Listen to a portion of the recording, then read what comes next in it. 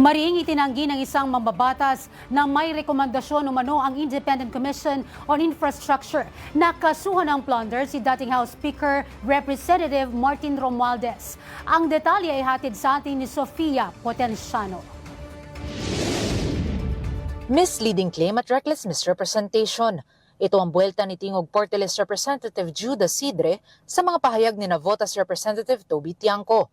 Kaugnay ng rekomendasyon umano ng Independent Commission on Infrastructure ICI na kasuhan ng plunder si dating House Speaker Representative Martin Romualdez. Paliwanag ni Representative Sidre, ang ICI na binuo sa ilalim ng Executive Order No. 94 ay isang fact-finding body lang at walang inilabas na rekomendasyon para sa pagsasampa ng kaso sa naturang usapin.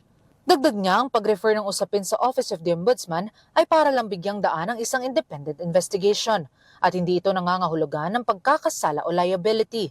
Ayon kay Representative Sidre, ang ganitong mga pahayag ni Representative Tiangco ay maaaring magdulot ng pagkalito at makasira sa tiwala ng publiko sa lahat ng independent institutions ng bansa. Aniya, sa ibang mga kaso, direktang nagre-rekomenda ang ICI ng pagsasampa ng kaso laban sa mga individual. Ngunit hindi ito nangyari sa usapin ng dating House Speaker. Para sa totoong balita sa Bagong Pilipinas, Sofia Potenciano, 13 sa tanghali ng Congress TV.